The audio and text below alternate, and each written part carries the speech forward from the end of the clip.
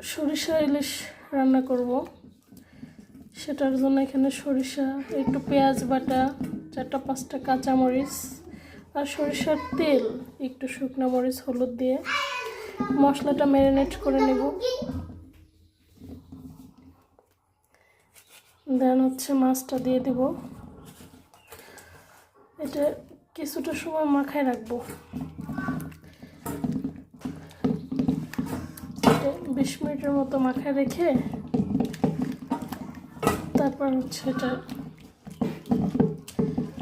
রান্না হবে ইনশাল্লাহ।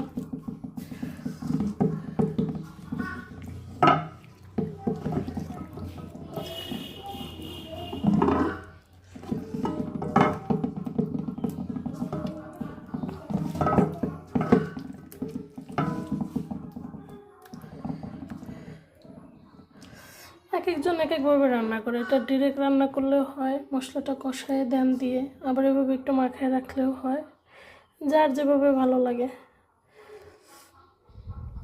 রান্নাটা করি, দেন হচ্ছে ফাইনাল লুকটা আপনাদেরকে দেখাবো ইনশাল্লাহ।